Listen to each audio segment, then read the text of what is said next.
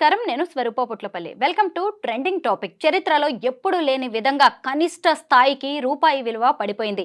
America డాలర్‌కి ప్రతిగా ఈరోజు ఈ టైంకి మన రూపాయి విలువ రూ. 87కు పతనమైంది, క్షీణించిందనే చెప్పాలి. ముఖ్యంగా డొనాల్డ్ ట్రంప్ రెండోసారి అమెరికా అధ్యక్షుడిగా బాధ్యతలు చేపట్టిన తర్వాత ఆయన తీసుకుంటున్న నిర్ణయాలు అందరినీ, భారతీయులతో పాటు ముఖ్యంగా వివిధ దేశాల వారిని కలవరపెడుతూ ఉన్నాయి. జన్మతహా వచ్చే పౌరసత్వాన్ని రద్దు చేయడం కావచ్చు, దిగుమతుల మీద అధిక పన్నులు వసూలు చేయడం, అలాగే ఇంకొక వైపు చూసినప్పుడు అక్రమంగా ఉంటున్న విదేశీయుల్ని వారి వారి దేశాలకు పంపించడం. ఇలా రకరకాల నిర్ణయాలు భయం పెడుతున్నాయి, టెన్షన్‌కి కూడా గురి చేస్తూ ఉన్నాయి. ఇప్పటికే అమెరికా అధ్యక్షుడు ట్రంప్ మన భారతీయులు 205గురిని టెక్సాస్ నుంచి ప్రత్యేక విమానంలో పంపిస్తూ ఉన్నారు. ప్రస్తుతం నాతో పాటు కాంగ్రెస్ స్పోక్స్ పర్సన్ చరణ్ కౌశిక్ యాదవ్ ఉన్నారు. ఆయనతో మాట్లాడి అమెరికా తీసుకుంటున్న నిర్ణయాల గురించి తెలుసుకుందాం. నమస్తే చరణ్ గారు. నమస్తే మేడం. ముఖ్యంగా రూపాయి విలువ పడిపోయింది. దీనికి గల కారణాలు ఏమంటారు? నిన్న ట్రంప్ గారు మెక్సికో మీద, కెనడా మీద 25% ట్యాక్స్ విధిస్తామని చెప్పడంతో స్టాక్ మార్కెట్ మొత్తం అతలాకుతలమైంది. ఈరోజు ట్రంప్ గారు నిలిపివేస్తున్నామని చెప్పడంతో స్టాక్ మార్కెట్లు మళ్ళీ లాభాల బాటలో పట్టిన సందర్భం. అంటే నిలిపివేస్తున్నామని చెప్పడంతో స్టాక్ మార్కెట్ లాభాలకు పోయింది, ట్యాక్స్ వేస్తున్నామని చెప్పడంతో స్టాక్ మార్కెట్ నష్టాలు పోయిన పరిస్థితి. అంటే ట్రంప్ అధికారంలోకి వచ్చిన తర్వాత, అమెరికా అధ్యక్షుడు అయిన తర్వాత ప్రపంచవ్యాప్తంగా వరల్డ్ ట్రేడ్ వార్ వస్తూ ఉంది. అదే కాకుండా అతలాకుతలం అవుతా ఉంది మార్కెట్ అంతా కూడా. ఎందుకంటే ట్రంప్ తీసుకున్నటువంటి నిర్ణయాలు, దూకుడు విధానాలు, అదే కాకుండా ఆ దేశంలోకి ఎవరైనా ఎగుమతి చేస్తే కూడా ఉల్టా ట్యాక్స్ వేసే పరిస్థితి, వాళ్ళ నుంచి ఎవరు కొనుగోలు చేసినా కూడా ట్యాక్స్ వేసే పరిస్థితి. అదే కాకుండా భారత్ లాంటి దేశాలు రష్యా నుంచి మనం దిగుమతి చేసుకున్న వస్తువులకు మనం రూపాయలలో మార్కం చేస్తాం. మనం మార్కం చేసినప్పుడు అక్కడ వాళ్ళు మన నుంచి ఏమైనా కొనుగోలు మాత్రమే చేస్తారు. ఎందుకంటే మన రూపాయి అక్కడ వాళ్ళు ఉంచుకుంటారు కాబట్టి ఖచ్చితంగా మన నుంచి వాళ్ళు ఏదో వస్తువు కొనుగోలు చేస్తారు. దాని మీద కూడా ఆంక్షలు విధిస్తానని చెప్పడంతో ప్రధానంగా రూపాయి కుదేలైంది. మార్చి వరకు రూ. 86 అవుతుందన్న రూపాయి ఏకంగా ఈ రోజుకే 87.14 పడిపోయిందంటే ఏ విధంగా రూపాయి పతనం అవుతుందో అర్థం చేసుకోవాలి. అదే కాకుండా రూపాయి పతనం అంటే ప్రధానంగా రూపాయితోటి మార్కం చేయనిస్తలేరు. అదే కాక డాలర్కి ఏమో అంతర్జాతీయ గుర్తింపు ఉంది. డాలర్లు ఏ దేశంలోనైనా ఏ వస్తువు అయినా కూడా డాలర్లో మార్కం చేసే అవకాశం ఉంది. కాబట్టి డాలర్లో అందరూ పోయి ఎఫ్డిఐలు, ఫారెన్ డైరెక్ట్ ఇన్వెస్ట్మెంట్లు, భారతదేశంలో పెట్టుబడి పెట్టినటువంటి ఇన్వెస్ట్మెంట్లు అంతా కూడా విత్డ్రా చేసుకొని తీసుకుపోయి డాలర్లో పెట్టుబడి పెట్టడంతో డాలర్లు ప్రధానంగా పెరుగుతూ ఉంది, రూపాయి పతనం అవుతూ ఉంది.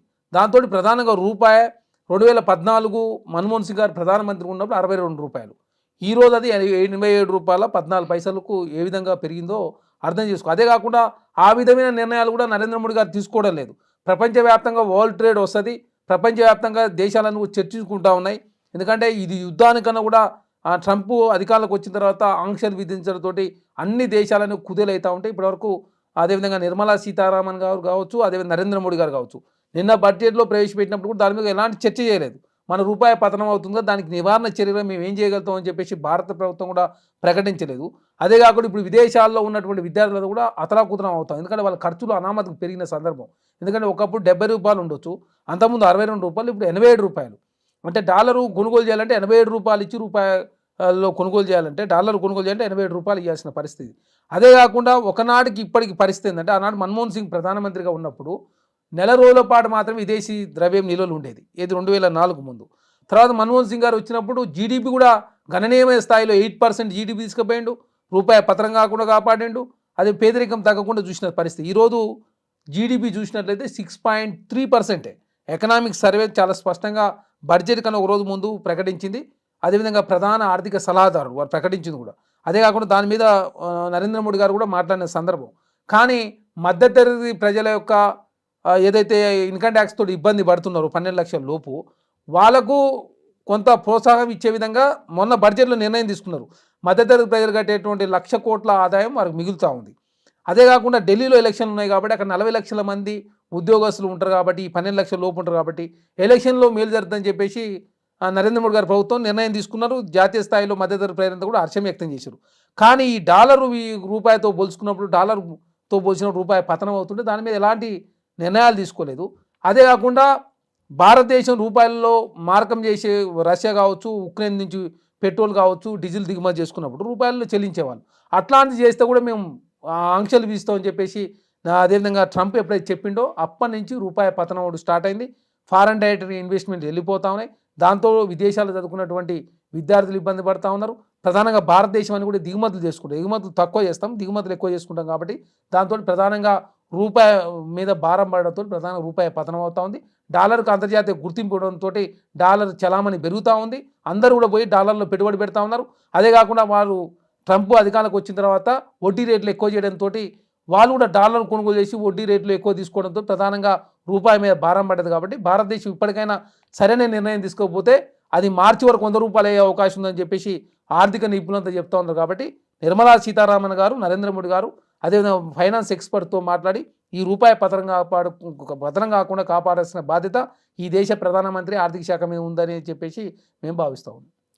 చరణ్ గారు, రూపాయి విలువ పతనం అవ్వడం అనేది ట్రేడింగ్ కావచ్చు, స్టాక్ మార్కెట్ మీద, ఇతర రంగాల మీద ఎలాంటి ప్రభావం చూపే అవకాశం ఉందంటారు? నిన్న మెక్సికో మీద కావచ్చు, కెనడా మీద కావచ్చు 25% ట్యాక్స్లు వేస్తుందని చెప్పిండు ట్రంప్ గారు. అనడంతో ట్యాక్స్ స్టాక్ మార్కెట్ మొత్తం కుదేలైపోయింది. అదే కాకుండా చైనా మీద 10% ట్యాక్స్ వేస్తానని చెప్పిండు. ఇవాళ నిలుపుదల చేస్తున్నానని చెప్పడంతో భారతదేశ స్టాక్ మార్కెట్ ఒకేసారి లాభాల పట్టిన సందర్భం. కాబట్టి దిగుమతి చేస్తానన్నా ట్యాక్స్లు వేస్తూ ఉన్నాడు, దిగుమతి చేస్తానా ట్యాక్స్లు వేస్తూ ఉన్నాడు. అదేవిధంగా అగ్రిమెంట్ ఉన్నటువంటి దేశాలు రూపాయలలో కావచ్చు వాళ్ళ సొంత ద్రవ్యంలో మార్కం చేస్తాను కూడా ఒప్పుకునే ప్రసక్తే లేదు. దాని మీద మేము కఠిన నిర్ణయాలు తీసుకున్నాం చెప్పడంతో మొత్తం ప్రపంచవ్యాప్తంగా అన్ని దేశాలు ఇబ్బందులు ఎదుర్కొంటూ ఉన్నాయి. చైనా అనే దేశానికి వాళ్ళ రూపీకి సంబంధించి వాళ్ళ పడ్డా కూడా ఇబ్బంది ఏమి ఉండదు. ఎందుకంటే వాళ్ళు ఎక్కువ ఎగుమతి మీద ఆధారపడతారు, దిగుమతులు చాలా తక్కువ. భారతదేశం 90% దిగుమతులు చేసుకుంటుంది. కాబట్టి ప్రధానంగా భారత్ లాంటి దేశాలు చాలా ఇబ్బందులు పడుతూ ఉన్నాయి. ఎందుకంటే భారతదేశం లోపల ప్రొడక్షన్ కావచ్చు, మ్యానుఫ్యాక్చరింగ్ యూనిట్లు కావచ్చు, దీని మీద రాష్ట్ర ప్రభుత్వాలు కావచ్చు, కేంద్ర ప్రభుత్వం కావచ్చు సరైనటువంటి పోషకాలు ఇవ్వకపోవడం మూలంగా ప్రధానంగా దిగుమతుల మీద ఆధారపడే పరిస్థితి. చైనా నుంచి అత్యధికంగా దిగుమతి చేసుకుంటున్న దేశం భారతదేశం.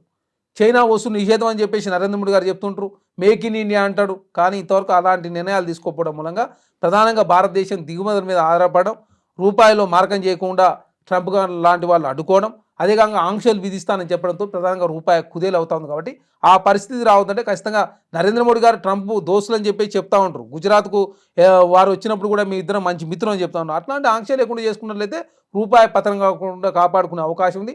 అదే కాకుండా రూపాయిని డాలర్ ఏదైతే అంతర్జాతీయ గుర్తింపు తెచ్చుకున్నామో అదే స్థాయిలో రూపాయిని గుర్తింపు తెచ్చుకున్నప్పుడు మాత్రమే ఈ పరిస్థితి నుంచి బయటపడే అవకాశం ఉంది. కాబట్టి వరల్డ్ ట్రేడ్ వార్ వస్తుందని చెప్పేసి ప్రపంచవ్యాప్తంగా చర్చ జరుగుతూ ఉంటే మన దేశంలో నరేంద్ర మోడీ గారు, ఆర్థిక మంత్రి సీతారామన్ గారు మొన్న బడ్జెట్లో కూడా ఎలాంటి నిర్ణయాలు తీసుకోకపోవడం మూలంగా ఇంకా స్టాక్ ఎక్స్చేంజ్ కుదేలు అవుతా ఉంది. చరణ్ గారు, ఇంకొక వైపు చూసినప్పుడు మొదటి నుంచి కూడా డొనాల్డ్ ట్రంప్ చెప్తూనే ఉన్నాడు, ఏం చెప్పాడో అదే ఇప్పుడు చేసి చూపిస్తూనే ఉన్నారు. ముఖ్యంగా ఆయన తన దేశ పౌరులకి ఎంతో ఇంపార్టెన్స్ ఇస్తారు. అమెరికా ఫస్ట్ అనే అంటారు. ఆ నినాదాన్ని ఇప్పుడు అమలు చేసి చూపిస్తున్నారు. భారతదేశం నుంచి దాదాపు 3 లక్షల మంది, అలాగే వివిధ దేశాల నుంచి చూసినప్పుడు దాదాపు 11 లక్షల మంది అక్రమ వలసదారులు అమెరికాలో ఉంటున్నారు. వాళ్ళందరినీ ఇప్పుడు ఎవరి దేశాలకి వాళ్ళని పంపించే ఏర్పాట్లు చేశారు ట్రంప్. ఇప్పుడు మన భారతదేశం నుంచి ఇప్పటికే టెక్సాస్ నుంచి 205 మందితో ఒక స్పెషల్ ఫ్లైట్ అనేది బయలుదేరిపోయింది, ఇండియాకి వచ్చేస్తున్నారు. మొత్తం 18,000 మంది అక్రమ పౌరులు మన వాళ్ళు ఇండియన్స్ అమెరికాలో ఉంటున్నారు. ఇప్పుడు ఆయన తీసుకున్న ఈ నిర్ణయం విషయంలో మీ అభిప్రాయం ఏంటి?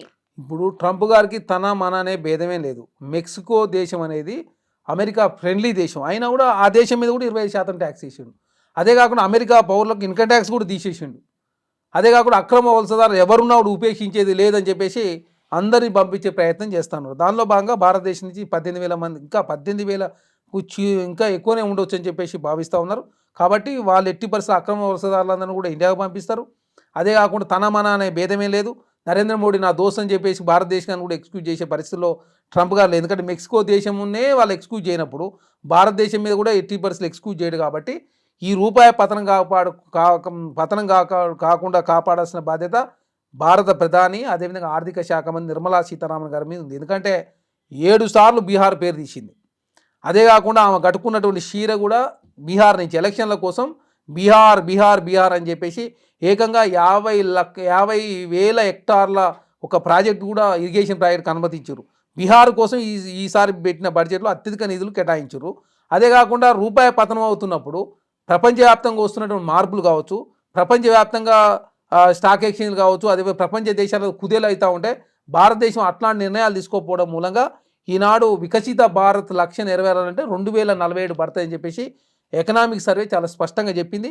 8% గ్రోత్ ఉంటే తప్ప, సంవత్సరానికి 70 లక్షల ఉద్యోగాలు ఇస్తే తప్ప 2047లో వికసిత భారత్ లక్ష్యం అనేది అప్పు నెరవేరుతుందని చెప్పేసి మొన్న ఎకనామిక్ సర్వే చెప్పిందంటే భారతదేశం రోజు రోజు వెనకగా పోతా ఉంది. ఎందుకంటే నరేంద్ర మోడీ గారు, అదేవిధంగా నిర్మలా సీతారామన్ గారు తీసుకునే నిర్ణయాల మూలంగా భారతదేశం వెనకకు పోతా ఉంది తప్ప ముందుకు పోతలేదు. ఎందుకంటే వారు ఎంతసేపు కార్పొరేట్లకు మేలు చేసే ప్రయత్నం చేశారు. దాంతో ఏమైంది, ఇన్ఫ్లేషన్ రేట్ 7% ఉంటే వేజెస్ పెరిగింది 0.8% నుంచి 5% లోపు మాత్రమే. చాలా స్పష్టంగా ఎకనామిక్ సర్వే చెప్పింది. అదే కాకుండా కార్పొరేట్ నిఫ్టీలో ఉన్నటువంటి కంపెనీలు 400% వాళ్ళ ఆదాయం పెరిగింది. 400% నిఫ్టీలో ఉన్నట్టు కంపెనీల ఆదాయం పెరిగితే వాళ్ళు పెంచినట్టు జీతాలు 0.8% నుంచి 5% మాత్రమే. అదే కాకుండా 2019 తర్వాత ఇంత 15 సంవత్సరాల్లో ఎన్నడూ రాని విధంగా 400% వాళ్ళ ఆదాయాలు పెరిగితే వాళ్ళు ఇన్కమ్ ట్యాక్స్ కట్టేది చాలా తక్కువ. మీరు నేను కట్టేదాన్ని అంతా కూడా రిలయన్స్ వాళ్ళు కడతలేరు. మీరు ఒకసారి గూగుల్కి సెర్చ్ చేస్తే రిలయన్స్ గ్రూప్ కట్టింది 3% మాత్రమే. నేను 30% ట్యాక్స్ కడతా, మీరు కూడా 30% స్టార్ట్ ఉండొచ్చు. అదేవిధంగా అదాని లార్జ్ ట్యాక్స్ ప్లేయర్ అంటే లార్జ్ ట్యాక్స్ ప్లేయర్ కాదని చెప్పేసి గూగుల్ చూపిస్తాం. భారతీయుల్ని వెనక్కి పంపించడం మీద మీ అభిప్రాయం ఏంటి? అదే చెప్తా ఉన్నా, భారతీయులు ఎట్టి పరిస్థితుల్లో వాళ్ళు అమెరికా ట్రంప్ ఉంచుకునే పరిస్థితులు లేరు. ఎందుకంటే గతంలో ఉన్నటువంటి నియమ నిబంధనల ఆధారంగా ఉన్నారు. వారు వచ్చిన తర్వాత రకరకాల నియమ నిబంధనలను తొలగించడంతో ప్రధానంగా భారతీయ పౌరులకి అదే కాక భారతీయులు అక్కడ ఎవరైతే సెటిల్ అయ్యి అక్కడ వ్యాపారాలు చేసుకుని వాళ్ళందరూ కూడా ఇబ్బంది పెట్టే పరిస్థితిలో ట్రంప్ గారు ఉన్నారు. కాబట్టి మెక్సికో కావచ్చు, కెనడా ఆల్రెడీ చర్చలు చేశారు. కాబట్టి ఈరోజు పెంచినటువంటి ట్యాక్స్ నిలుపుదల తాత్కాలిక నిలుపుదల చేస్తున్నామని చెప్పేసి వారు ప్రకటించారు. మరి ఇప్పుడు ఇంతమందిని పంపుతున్నప్పుడు మరి నరేంద్ర మోడీ గారు మాట్లాడాల్సి ఉండే, మాట్లాడతలేదు. మాట్లాడకపోవడం మూలంగా ప్రధానంగా భారతదేశ పౌరులకు నష్టం జరుగుతూ ఉంది. ఇంకా నిరుద్యోగం పెరిగే అవకాశం ఉంది, రూపాయి పతనమయ్యే అవకాశం ఉంది, స్టాక్ ఎక్స్చేంజ్ కుదేలే అవకాశం ఉంది. కాబట్టి నరేంద్ర మోడీ గారు మౌనం వీడి ట్రంప్ గారితో చర్చలు చేస్తే తప్ప ఈ సమస్య పరిష్కారం కాదని చెప్పేసి నేను భావిస్తాను. నిబంధనలకు విరుద్ధంగా పార్ట్ టైం జాబ్స్ చేస్తున్న వాళ్ళ వీసా రద్దు చేస్తామని కూడా డొనాల్డ్ ట్రంప్ ప్రకటించాడు. మామూలుగా అసలు అమెరికాలో చదువుకోవాలంటే లక్షల్లో ఉంటుంది. ఒకవైపు చదువుకుంటూ చాలామంది విద్యార్థులు పార్ట్ టైం జాబ్స్ చేస్తూ ఉంటారు. అసలు చేయకూడదు నిజానికి. దాంతో ఆయన ఇలాంటి నిర్ణయం తీసుకున్నారు. పార్ట్ టైం ఉద్యోగం చేసుకో అంటే మన వాళ్ళు కూడా తప్పు చేస్తూ ఉన్నారు. ఈ ఫేస్బుక్, ఇన్స్టాగ్రామ్ ఎక్కడైతే ఉద్యోగం చేస్తారో వాళ్ళు అక్కడి నుంచి ఆ వీడియో తీసి ఇన్స్టాగ్రామ్లో, ఫేస్బుక్లో, ట్విట్టర్లో పెట్టడంతో ప్రధానంగా అమెరికా ప్రభుత్వం దాన్ని గుర్తించి వీళ్ళు పార్ట్ టైం జాబ్ చేస్తున్నారని చెప్పేసి వాళ్ళకున్నట్టు వీసా నిబంధనలు రద్దు చేస్తూ ఉన్నారు. వీళ్ళు కామ్గా జాబ్ చేసుకుంటే ఎవరికి ఇబ్బంది లేదు. ఈ కామ్గా జాబ్ చేసుకోకుండా ఈ సోషల్ మీడియా మోజులో పడి ఇన్స్టాగ్రామ్, ఫేస్బుక్, ట్విట్టర్లో పెట్టడంతో ప్రధానంగా భారతీయ విద్యార్థులకు ఇబ్బంది అవుతుందని చెప్పేసి చర్చ జరుగుతూ ఉంది. కాబట్టి అట్లాంటి ఎవరైనా జాబ్ చేసే వాళ్ళు ఉన్నా, చదువుకునే వాళ్ళు ఎవరున్నా కూడా ఆ సోషల్ మీడియా జోలికి పోతే వాళ్ళు దీని నుంచి బయటపడే అవకాశం ఉంది. అదే కాకుండా ఇప్పటికైనా మించిపోయింది ఏం లేదు. ట్రంప్ గారితో నరేంద్ర మోడీ గారు మాట్లాడితే, ట్రంప్ గారు నరేంద్ర మోడీ గారు మంచి దోస్తులు కాబట్టి మెక్సికోకి ఇచ్చినటువంటి మినహాయింపులు మనకు కూడా ఇచ్చినట్లయితే ఖచ్చితంగా మన పౌరులు కూడా ఇంకా అక్కడనే ఉంచుకునే అవకాశం ఉంటుంది. అదే కాకుండా భారతదేశం మీద ఇంకా ఆంక్షలు విధించలే. నిజంగానే ఆంక్షలు విధించితే ఇంకా రూపాయి ఇంకా మార్చి వరకు ₹100 పోయే అవకాశం కూడా ఉంటుంది. ఎందుకంటే చైనా మీద విధించుడు, కెన్యా మీద, మెక్సికో మీద, భారతదేశం మీద ట్యాక్సులు విధిస్తామని ఇంకా చెప్పలేదు. చెబితే మాత్రం మన స్టాక్ ఎక్స్చేంజ్ కుదేలవుతుంది. అదే కాకుండా మనకి ఇప్పటికే సంవత్సర కాలం సరిపోను ఎఫ్డిఐలు ఉన్నాయి, ఫారెన్ డైరెక్ట్ ఇన్వెస్ట్మెంట్స్. అవి కూడా వెళ్ళిపోతే చాలా కష్టమైన పరిస్థితి ఎదుర్కొనే అవకాశం ఉంటుంది. కాబట్టి ఇప్పటికీ ప్రాథమిక దశలో ఉంది. కాబట్టి ఇప్పటికైనా నరేంద్ర మోడీ గారు ట్రంప్ గారితో మాట్లాడి భారతదేశం అమెరికాతోటి ఒక అంతర్జాతీయ వాణిజ్య ఒప్పందం చేసుకున్నప్పుడు మాత్రమే భారతదేశంలో రూపాయి పత్రం కాకుండా కాపాడుకునే అవకాశం ఉంటుంది. అదే కాకుండా మనం ఎంతసేపు దిగుమతుల మీద ఆధారపడకుండా భారతదేశంలో ఉత్పత్తి చేసే విధంగా, భారతదేశంలో వస్తువులు తయారయ్యే విధంగా మనమే ఒక వేరే దేశాలకు ఎగుమతి చేసే విధంగా మనం తయారైతే తప్ప భారతదేశం భవిష్యత్తు ఇంకా అంధకారం అయ్యే అవకాశం ఉంది. వికసిత భారత లక్ష్యం రోజు రోజు ముందుకు పోతుంది తప్ప వెనకకు పోతలేదు. ఎందుకంటే 47 వికసిత భారత్ 15 సంవత్సరాలు పూర్తి చేస్తూ ఉన్నారు. నరేంద్ర మోడీ ప్రధానమంత్రి అయిన తర్వాత మేము వచ్చిన తర్వాత $5 ట్రిలియన్ దేశం ఎదుగుతుందని చెప్పారు. తెలంగాణ టార్గెట్ పెట్టుకొని తెలంగాణలో కాంగ్రెస్ ప్రభుత్వం $1 ట్రిలియన్ లక్ష్యంతో తెలంగాణ ముందుకు పోతా ఉంది. భారతదేశ జీడీపీతో పోసిన తెలంగాణ జీడీపీ పెరిగింది. 3.8% తెలంగాణ జీడీపీ 4.9 పోయింది. కానీ భారతదేశ జీడీపీ 8% జీడీపీ నుంచి 6.3కి పడ్డది.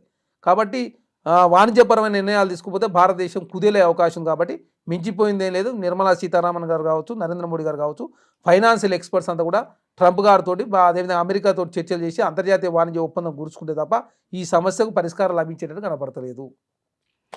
చరణ్ గారు 2015 నుంచి 2021 వరకు మొదటిసారి డొనాల్డ్ ట్రంప్ అధ్యక్షుడిగా ఉన్నారు. ఆయన విధానాలు ఎలా ఉంటాయో, ఆయన ఆలోచనలు ఎలా ఉంటాయో భారత్‌కి బాగా తెలుసు. ఇప్పుడు మళ్ళీ రెండోసారి వచ్చిన తర్వాత ఆయన తీసుకుంటున్న భారతీయులను వెనక్కి పంపించడం కావచ్చు, రూపాయి విలువ పడిపోవడం కావచ్చు, లేదంటే దిగుమతుల మీద అధిక ట్యాక్సులు వేయడం. ఇలాంటి నిర్ణయాలన్నీ కూడా భారత్ మీద ఎలాంటి ప్రభావం చూపించే అవకాశం ఉంది. ఎందుకంటే ఎన్నో సార్లు నరేంద్ర మోదీ తీసుకుంటున్న నిర్ణయాల్ని డొనాల్డ్ ట్రంప్ ప్రశంసించారు. ఈయన కూడా ప్రధాని కూడా డొనాల్డ్ ట్రంప్ మా మిత్రుడు అంటూ వ్యాఖ్యానించారు. ఇక ముందు ముందు ఎలా ఉండొచ్చు ఈ 2 దేశాల సంబంధాలు? ఇప్పుడు ఫస్ట్ సారి అమెరికా అధ్యక్షుడు అయినప్పుడు వేరు. అమెరికాలో 2 సార్లు మాత్రమే అమెరికా అధ్యక్షుడు అయ్యే అవకాశం ఉంటుంది. ఫస్ట్ సారి గెలిచినప్పుడు రెండోసారి గెలవాలన్న ఆకాంక్షతోటి భారతీయులంతా అమెరికాలో ఎక్కువ ఉంటారు కాబట్టి వాళ్ళ ఓట్లు ఆకర్షించే ప్రయత్నంలో భాగంగా భారతదేశంతో సత్సంబంధాలు కొనసాగించను. ఇప్పుడు రెండోసారి ఆయన అమెరికా అధ్యక్షుడు అయ్యింది. ఇక మూడోసారి అయ్యే అవకాశం లేదు కాబట్టే కఠినమైన నిర్ణయాలు తీసుకుంటా ఉన్నాడు. కఠినమైన నిర్ణయాలు తీసుకుంటూ అమెరికా పౌరులకు మేలు చేసే ప్రయత్నంలో భాగంగా ఇన్కమ్ ట్యాక్స్ తక్కువ చేసిండు. అదే కాకుండా భారతీయులు కావచ్చు ఇంకా వేరే దేశం ఎవరినో కూడా మెడలు బట్టి గంటేసే ప్రయత్నం, ట్యాక్సులు అడ్డగోలుగా విధించే ప్రయత్నం. అతను బేసికలీ వ్యాపారి కాబట్టి వ్యాపారపరమైన నిర్ణయాలు తీసుకోవడంతో ప్రధానంగా యుద్ధాలు జరగకుండా కూడా డాలర్లు కావచ్చు స్టాక్ ఎక్స్చేంజ్ మొత్తం పడిపోతూ ఉంది. హైదరాబాద్లో ట్రంప్ టవర్స్ రాబోతున్నాయని చెప్పి చర్చ జరుగుతూ ఉంది. అంటే ట్రంప్ అనే వ్యక్తి పేరు మీద పెడుతుర్రా, ట్రంప్ అంత పాపులర్ కాబట్టి ఆయన పేరు మీద పెడితే టవర్ సేల్ అయితే అని చెప్పేసి ట్రంప్ టవర్స్ కడుతారో అర్థం కాని పరిస్థితి. కాబట్టి హైదరాబాద్లోనే ట్రంప్ టవర్స్ కడితే పరిస్థితికి ట్రంప్ పేరు మీద అంత ట్రెండింగ్ నడుస్తుందంటే ట్రంప్ అనే వ్యక్తి అమెరికా కోసం ఏదైనా చేయడానికి సిద్ధంగా ఉన్నాడు. ఇంకా మూడోసారి ఆయన అక్కడ అధ్యక్షుడు అయ్యేది లేదు. వాళ్ళు ఇక సెకండ్ సారి గెలిచింది కాబట్టి మూడోసారి అయ్యే అవకాశం లేదు కాబట్టి ఎలాంటి నిర్ణయాలు తీసుకోవడానికి కూడా వెనుకకు పోతలేడు. కాబట్టి అన్ని దేశాలు కూడా ఇబ్బంది పడతా ఉన్నాయి. దానిలో బాగా భారతదేశానికి ఇప్పుడే స్టార్ట్ అయింది. ఖచ్చితంగా అది భవిష్యత్తులో ఎంత దూరమే పోయే అవకాశం ఉంది. కాబట్టి ఇప్పటికైనా మించిపోయింది నరేంద్ర మోడీ గారు ట్రంప్ గారితో మాట్లాడి వారికి ఉన్నటువంటి సాన్నిహిత్యం కావచ్చు, అదేవిధంగా నెప్పించే ప్రయత్నం చేస్తే భారతదేశంలో రూపాయి కావచ్చు, ఆర్థిక వ్యవస్థ కావచ్చు ఇంకా కుదేలు కాకుండా కాపాడుకునే అవకాశం ఉన్నది. Thank you so much Charan garu. Thank you.